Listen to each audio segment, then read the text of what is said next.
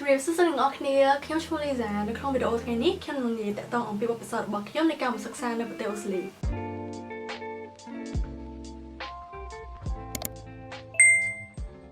អញ្ចឹងមុននឹងយើងចាប់ដើមចូលទៅឆ្លើយសំណួរខ្លះៗគឺខ្ញុំចង់ណែនាំអំពីខ្លួនឯងសិនគឺខ្ញុំដាក់ពាក្យមហានៅអូស្ត្រាលីនេះនៅពេលដែលខ្ញុំអាយុ16ឆ្នាំហើយពេលនោះដែរគឺខ្ញុំបានរៀនចប់ប្រតិបត្តិ9នៅសាលាខ្មែររបស់ខ្ញុំហើយក៏ដាក់ពាក្យមហា High School ថ្នាក់ទី10នៅទីក្រុង Sydney នៃប្រទេសអូស្ត្រាលីបច្ចុប្បន្ននេះដែរខ្ញុំកំពុងតែសិក្សានៅសាកលវិទ្យាល័យនៅ Tasmania ដែលជារដ្ឋមន្ត្រីរបស់ប្រទេសអូស្ត្រាលីហើយខ្ញុំកំពុងតែសិក្សាបរិញ្ញាបត្រផ្នែកកលិននិងវិទ្យាការ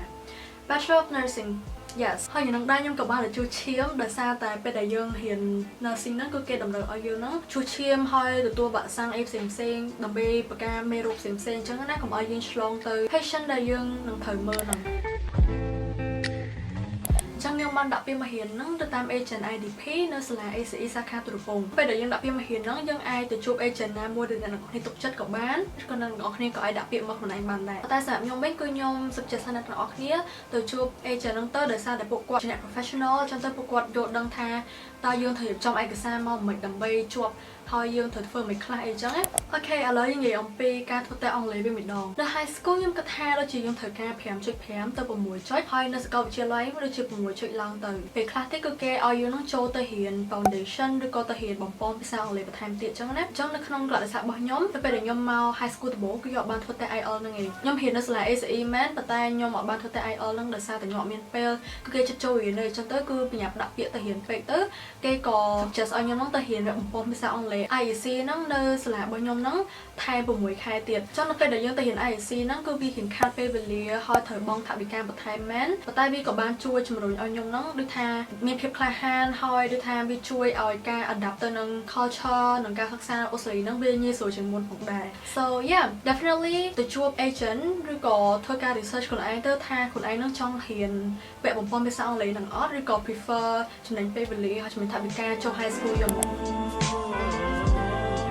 ឡូវនេះយើងនឹងនិយាយអំពីប្រព័ន្ធសិក្សារៀនសូត្រម្ដងចឹងខ្ញុំនឹងបែងចែកជាពីរទី1គឺ high school ទី2គឺ university ចឹងនៅ high school នៅពេលដែលយើងរៀនថ្នាក់ទី7ដល់ថ្នាក់ទី10គឺយើងនឹងរៀនមុខវិជ្ជាដែលគេដាក់ឲ្យយើងចឹងមុខវិជ្ជាទាំងនោះមានដូចជាវិទ្យាអង់គ្លេសភូមិវិទ្យាប្រវត្តិវិទ្យាវិទ្យាសាស្ត្រand មុខវិជ្ជាពីរទៀតគឺយើងអាចរើសខ្លួនឯងបាននៅពេលដែលយើងចូលទី11និងទី12វិញគឺយើងត្រូវធៀមប្រឡងបាក់ឌុបដែលគេហៅថា HSC នៅទី12ហ្នឹងអញ្ចឹងគឺយើងត្រូវរើសមុខវិជ្ជា5ទៅ6មុខនៅទី11ហើយរៀនមុខវិជ្ជាទាំងនោះឆ្លងទៅដល់ទី12ទៀតចឹងខ្ញុំជ្រើសរើសមុខវិជ្ជាគណិតវិទ្យាភាសាខ្មែរមួយទៀតគឺខ្ញុំរៀន Business Study Industrial Graphic វាដូចជាការ design product ឬក៏ផ្ទះហើយមួយទៀតនោះគឺខ្ញុំយកគីមីវិទ្យាផងដែរមុខវិជ្ជាទាំងអស់ហ្នឹងគឺយើងពឹងផ្អែកទៅលើចំណង់ចំណូលចិត្តរបស់យើងផងហើយទៅលើសមត្ថភាពរបស់យើងផងឥឡូវនិយាយពី uni ម្ដងសាកលវិទ្យាល័យហ្នឹងគឺយើងអាចជ្រើសរើសយក timetable ខ្លួនឯងបានមានន័យថាយើងអាចកំណត់ថ្ងៃនិងកំណត់ម៉ោងនៅពេលដែលយើងចង់ទៅរៀននៅថ្នាក់ហ្នឹងបានសម្រាប់ខ្ញុំវិញគឺខ្ញុំរៀន Bachelor of Nursing ហ្នឹងគឺខ្ញុំទៅរៀននៅក្នុងថ្នាក់ហ្នឹងដូចជា3អាទិត្យម្ដងឯងអ្នកនរគ្នា Yes ពេលផ្សេងៗទៀតក៏គេឲ្យពេលយើងរៀននៅខ្លួនឯងនៅផ្ទះហ្នឹងចឹងទៅយើងត្រូវកំណត់ពេលវេលាខ្លួនឯងចឹងទៅហើយបើសិនអ្នកនរគ្នាដូចថាចូលចិត្តរៀនថ្ងៃច័ន្ទថ្ងៃអង្គារអញ្ចឹងយើងកំណត់ខ្លួនឯងចឹងទៅគឺវាងាយស្រួលមែនតើហើយ very flexible នៅភាគច្រើននៅពេលដែលពួកគាត់មកពីស្រុកខ្មែរដើម្បីរៀនក៏វិទ្យាល័យនៅអូស្ត្រាលីគឺពួកគាត់ត្រូវរៀន foundation year foundation ហ្នឹងដូចថាវាបំពន់ស្រៀងទៅនឹង IEC ដែរតែវាសម្រាប់ពួក university សម្រាប់ខ្ញុំវិញដោយសារតែខ្ញុំរៀនទី12នៅអូស្ត្រាលីស្រាប់នៅពេលដែលខ្ញុំប្រឡងចប់ HSC ទទួលបានបន្ទុក A ថាហើយគឺខ្ញុំអាចចូលទៅសាកលវិទ្យាល័យយកហ្មងអត់មានត្រូវរៀន foundation year អីទៀតទេសាកលវិទ្យាល័យនីមួយៗមានកំណត់បន្ទុកដែលគេចង់បានហ្នឹងផ្សេងៗគ្នាអញ្ចឹងណាហើយបើសិនអ្នកនរគ្នាអត់បានបន្ទុកដែលអ្នកនរគ្នាត្រូវការដើម្បីទៅរៀនមុខវិជ្ជាអ្នកនរគ្នាចង់បានហ្នឹងទេគឺវាតែតែមាន pathway ឬថាអ្នកខ្លះចឹងទៅរៀននៅ TAFE រៀន short course អីសិនហើយបានដូរទៅរៀន university នៅតាមក្រោយចឹងឥឡូវយើងចូលដល់ចំណុចដែលអ្នកនរគ្នាចូលចិត្តស្ដាប់ម្ដងគឺ culture shock នៅអូស្ត្រាលីដំបូងឡើយគឺ language ហ្នឹងហ្មងនៅអូស្ត្រាលីគឺគេនិយាយភាសាអង់គ្លេសប៉ុន្តែភាសាអង់គ្លេសគឺថាកាច់តង់មែនតើនៅតង់ពួកគាត់រៀងកាច់ឆ្វេងឆ្វងហើយគឺមានពាក្យ slang ជាច្រើនចឹងការខ្ញុំមកដំបូងគឺខ្ញុំអត់ដឹងខ្យល់អីទេជួនកាលចឹងទៅគេនិយាយពាក្យនេះពាក្យនោះចឹងទៅគេសើចចឹងទៅខ្ញុំចេះសើចទៅតាមគេដែរណាហើយពេលខ្លះខ្ញុំអត់ដឹងថាគេនិយាយពាក្យអីទេតែខ្ញុំចិត្តតែ you know គឺពួកគាត់និយាយរៀងញាប់ហើយនិយាយរៀងលឿនខ្លាំងមែនតើតែអត់អីកុំភ័យបើសិនអ្នកនរគ្នាមករៀននេះយកទៅវាស៊ាំទៅនឹង accent របស់ពួកគាត់ហើយ so should be fine មួយទៀតគឺខ្ញុំចង់និយាយអំពីជននៅស្រុកគេម្ដងតែខ្ញុំនៅស្រុកខ្មែរពេលខ្ញុំមកដំបូងគឺខ្ញុំគិតថាអូស្ត្រាលីប្រហែលជាសម្បូរទៅដោយដូចថាជនស្បែកសដូចថា you know Caucasian អីចឹងណាតែប៉ុន្តែនេះគឺខ្ញុំពេលហ្នឹងខ្ញុំបានសិក្សាស្វែងយល់ខ្លួនឯងឯងអញ្ចឹងនៅអូស្ត្រាលីនេះគឺសម្បូរទៅដោយជាតិសាសន៍ច្រើនមែនតើអ្នកនរគ្នាជាពិសេសនោះគឺថាអ្នកនរគ្នាក៏សប្បាយចិត្តនៅពេលដែលឮថាមានខ្មែរជាច្រើនមករស់នៅទីនេះដែរជាពិសេសនោះគឺនៅរដ្ឋ New South Wales Sydney ហ្នឹងហើយនឹងរដ្ឋ Victoria នៅ Melbourne so រដ្ឋពីរហ្នឹងគឺល្អមែនតើបើសិនអ្នកនរគ្នាដូចថាចង់មកសិក្សារៀនសូត្រនៅអូស្ត្រាលីផងហើយចង់ដូចថាទៅរស់នៅតំបន់ណាដែលមាន culture ខ្លួនឯងផងអីចឹងណា so it doesn't make you feel like homesick all the time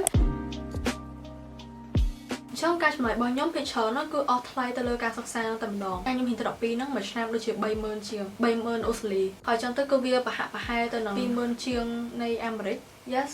គឺនៅពេលដែលយើង convert លុយមកអូស្ត្រាលីចំណាយផ្សេងៗទៀតនោះទៅម្ហូបអាហារនិងការស្នាក់នៅផងដែរអញ្ចឹងម្ហូបអាហារនៅទីនេះអ្វីដែលខ្ញុំមកដំបូងគឺខ្ញុំ shock មែនតើគឺថាវាថ្លៃហើយថ្លៃហ្នឹងវាសមស្របដែរដោយសារតែនៅទីនេះនៅពេលដែលយើងចេញធ្វើការក៏យើងបានចំណូលរៀងខ្ពស់តែនៅពេលដែលយើងចំណាយគឺចំណាយក៏ខ្ពស់ដែរ so it's kind of fair you know it's just something to think about បើមិនជាយើងធ្វើម្ហូបញ៉ាំខ្លួនឯងទិញ grocery នៅផ្ទះចឹងទៅក៏វាអស់ថោកទៅតាមនឹងដែរហើយសម្រាប់ការស្នាក់នៅវិញបើមិនជាអ្នកនរគ្នាមានអាយុក្រោម 3-10 ឆ្នាំនៅពេលដែលយើងមករៀននៅស្រុកគេគឺយើងត្រូវការ guardian ឬក៏អាណាព្យាបាលដែលអាចជួយមើលថែយើងនៅពេលដែលយើងនៅស្រុកគេនឹងបាន What is that sound anyways តែបើសិនជាអ្នកនរគ្នាដូចថាអត់មានបងប្អូនឬក៏អត់មានអ្នកគេដែលអ្នកនរគ្នាស្គាល់ទេគេនឹងណែនាំឲ្យយើងទៅនៅ home stay វាដូចជាកន្លែងដូចថាផ្ទះជាមួយគ្រួសារអូស្ត្រាលីចឹងណាគឺពួកគាត់ឲ្យកន្លែងដែលយើងនៅផងហើយពួកគាត់ធ្វើម្ហូបអាហារឲ្យយើងហើយជួយមើលថែយើងនៅពេលដែលយើងមានដូចថា emergency អីនៅសាលាចឹងទៅគឺពួកគាត់នឹងឯងជាអ្នកដូចថាអាណាព្យាបាលរបស់យើងមួយអាទិត្យដូចជា300ជាងអ្នកនរគ្នា yes 350អូស្ត្រាលីហើយបើសិនជាយើងជួលផ្ទះនៅក្រៅវិញមួយអាទិត្យអីហ្នឹងថោកបំផុតគឺ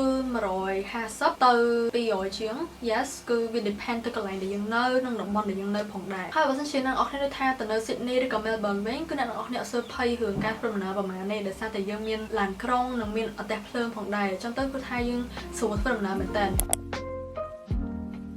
ពេលដែលខ្ញុំមកដល់ដំបូងគឺខ្ញុំតែងតែលើដូចថាមិត្តភក្តិខ្ញុំនិយាយណាថាពួកគាត់ធ្វើការហើយបានលុយបានអីចឹងណាហើយក៏បានមកពិសោធន៍អីចឹងដែរ so ខ្ញុំវិញក៏គិតថាអូអញ្ចឹងខ្ញុំចង់ដាក់ពាក្យធ្វើការដែរដើម្បី you know like the money and also like the experience ហើយចង់ពេលហ្នឹងគឺថាចង់ make friend មែនតើដោយសារតែមកដំបូងអត់ស្គាល់ណាគេចឹងទៅខ្ញុំក៏បានដាក់ពាក្យធ្វើការនៅ McDonald yes it's like my first job អញ្ចឹងគឺខ្ញុំដាក់ពាក្យដំបូងនៅ McDonald ជិតផ្ទះរបស់ខ្ញុំហើយខ្ញុំទៅ interview ពេលទៅ interview ខ្ញុំអត់បានជាប់ពេលក៏ធ្លាក់ interview yes ដោយសារតែពេលហ្នឹងគឺគេសួរសំណួរមកហើយខ្ញុំដូចថាលើកទី1អត់ដឹងខ្យល់អីទេគឺថាចេះឆ្លើយព្រាវហើយឆ្លើយឡើងងាយៗមកសូអត់បានជាប់ហើយលើកទី2ខ្ញុំដាក់ពាក្យទៅមកកន្លែងទៀត McDonald មកកន្លែងទៀតគឺនៅរៀងឆ្ងាយពីផ្ទះរបស់ខ្ញុំនៅ City ហើយពេលហ្នឹងគឺមិត្តភក្តិខ្ញុំគាត់នាំខ្ញុំដូចថាឲ្យដាក់ពាក្យអីចឹងណាផឹកបណ្ដំឡើងគឺខ្ញុំត្រូវ interview ដូចជាម៉ោង8ឬក៏9ផឹកខ្ញុំភ្លេចបាត់ហើយត្រូវជាផ្ទះភ្លើងទៅ1ម៉ោងទៀតដោយសារនៅ City ហើយ yeah I was so nervous ពេលហ្នឹងមេក៏វារៀង like រៀងសតុំចង់ភ្លៀងហើយទាំងញៀមមែនតើហើយពេលផឹកទៀតហើយ manager នឹងឲ្យខ្ញុំទៅអង្គុយ interview នៅថានៅតុក្រៅហាងអញ្ចឹងទៅគឺរៀងល្ងាហើយខ្ញុំភ័យបូកផ្សំជាមួយអាភាពភ័យខ្លាចហ្នឹងទៀតគឺថាញ័រមែនតើថាឆ្លើយសំណួរ like like I don't want to think about it but it's so funny ពេលហ្នឹងគឺខ្ញុំតាក់មកសំណួរគឺគាត់សួរថាអូហើយផ្ទះឆ្ងាយអញ្ចឹងមិនក៏ចង់ដាក់ពាក្យមកធ្វើការអីឆ្ងាយមែនហើយពេលហ្នឹងគឺខ្ញុំអត់ដឹងខ្យល់អីទេខ្ញុំភ័យពេកខ្ញុំចេះឆ្លើយទៅខ្ញុំថាcause ពូម៉ាក់ខ្ញុំម្នាក់គាត់ធ្វើការនឹងដែរចឹងទៅខ្ញុំចង់ធ្វើការនឹងគាត់មានណាធ្លាក់ yes ពេលហ្នឹងគឺថា it's like the worst day of my life ធ្លាក់ម្ដងហើយគឺខ្ញុំថាចំនួនចិត្តខ្លួនឯងទៅដាក់ពាក្យម្ដងទៀតហើយធ្លាក់ទៀត so like I was like so depressed តែមួយអាទិត្យក្រោយគឺខ្ញុំព្យាយាមដាក់ម្ដងទៀតគឺថាខ្ញុំគិតថាដាក់ម្ដងទៀតឬអត់អីលើកនេះគឺខ្ញុំនឹងធៀមឆ្លើយសំណួរឲ្យបានល្អជាងហ្នឹងមានណាដាក់ម្ដងទៀតកន្លែងហ្នឹងដដែលណាក៏ជាប់ហើយខ្ញុំក៏បានធ្វើការងារហ្នឹងអស់រយៈពេលដូចថាជិត1ឆ្នាំដែរអញ្ចឹងបន្ទាប់ពីការងារ McDonald ហ្នឹងហើយគឺខ្ញុំដូចថាពេលហ្នឹងដូចជា COVID yes អញ្ចឹងទៅគឺខ្ញុំឈប់ធ្វើការកន្លែងហ្នឹងហើយនៅពេលដែលចាប់ COVID ដូចជាឆ្នាំ2021ហ្នឹងគឺខ្ញុំចាប់ដើមដាក់ពាក្យធ្វើការម្ដងទៀតនៅពេលដែលខ្ញុំរៀនទី12 Okay I'm back មុនហ្នឹងគឺថាអស់ថ្មហើយមួយទៀតគឺ record យូរពេកទៅកាមេរ៉ាវាផ្ដាច់ហ៎ So yeah back to the story គឺពេលហ្នឹងគឺខ្ញុំដាក់ពាក្យធ្វើការនៅមួយកន្លែងទៀតគឺ stadium កន្លែងលក់ម្ហូបកន្លែងគេលេងបាល់អីចឹងប៉ុន្តែខ្ញុំធ្វើខាងម្ហូបនៅពេលដែលខ្ញុំធ្វើការ stadium ហ្នឹងគឺជាបបិសោថ្មីមួយទៀតផងដែរគឺថាកន្លែងថ្មីហើយជួបមនុស្សថ្មីច្រើនទៀតប៉ុន្តែស្ដាយមែនតើគឺខ្ញុំធ្វើការដូចជាបានតែប្រហែលខែហើយខ្ញុំក៏បាន move មកមហាវិទ្យាល័យរបស់ខ្ញុំនៅរដ្ឋថ្មីមួយទៀតហ្នឹងគឺរដ្ឋ Tasmania ដែលខ្ញុំកំពុងនៅនេះឯងចឹង advice របស់ខ្ញុំខ្លះៗសម្រាប់អ្នកដែលចង់មានគម្រោងដាក់ពីមហាសុគេហ្នឹងចង់អ្នកនរគ្នាសួរខ្លួនឯងថាតើអ្នកទាំងអស់គ្នាហ្នឹងចង់មហាសុគេហ្នឹងដើម្បីអីតើអ្នកទាំងអស់គ្នាមានគោលដៅអីដូចថាអ្នកទាំងអស់គ្នាចង់មករៀនហ្នឹងដើម្បីទទួលបានចំណេះដឹងបន្ថែមលើមុខវិជ្ជាអ្នកទាំងអស់គ្នាចូលចិត្តក៏អ្នកទាំងអស់គ្នាចង់មកដើម្បីដូចថា challenge yourself see the world outside of Cambodia គឺអ្នកទាំងអស់គ្នាត្រូវសួរខ្លួនឯងថាតើអ្នកទាំងអស់គ្នាហ៊ានប្រឈមមុខនឹងភាពលំបាកនឹង like every challenge that you're going to face or no ហើយគឺវាមិនមែនជារឿងងាយស្រួលជាពិសេសនោះគឺថាសិស្សដែលទៅមកគឺពួកគាត់ពេលខ្លះទៅជួបប្រទះទៅនឹងភាពលំបាកភាសាអង់គ្លេសហើយមួយទៀតនោះគឺពួកគាត់ដូចថាទទួលបានដូចថាការ bully ឬក៏ discriminate ពីជនជាតិគេអញ្ចឹងណាដូចថាយើងជាអត់ផុតអីគឺតែងតែមានមនុស្សមួយចំនួនពួកគាត់តែងតែធ្វើអញ្ចឹងមកលើយើងឯងនៅពេលដែលយើងមករៀនស្រុកគេអញ្ចឹងណាវាមិនមែនជារឿងអាក្រក់អីទេគឺថា it's just the matter of you like building your self confidence and like you know not being insecure about yourself ហើយមួយទៀតនោះគឺថាតើអ្នកនរគ្នាដូចថាអាចប្រឈមមុខទៅនឹងការចំណាយផ្សេងពេលខ្លះចឹងទៅការចំណាយហ្នឹងគឺវាកើនឡើងដោយយកដឹងខ្លួនហ្មងដូចថាត្រូវចូលពេទ្យត្រូវទិញ insurance ត្រូវការបង់នេះបង់នោះចឹងគឺវាអាច add up លឿនមែនតើហ្មងអ្នកនរគ្នាអាចធ្វើទៅបានពេលមកដល់ស្រុកគេហើយគួរតែរកការងារធ្វើឬក៏ you know just explore the country and I feel like it's such a good thing you know like to do especially if you wanted to live a life like yeah just out of your comfort zone yeah វីដេអូមួយហ្នឹងតែប៉ុណ្្នឹងទេបើសិនអ្នកនរគ្នាចូលចិត្តsome complete click like and subscribe down below if you have any questions drop it down and I'll probably make another video if you guys like it so yeah I'll see you guys in the next video bye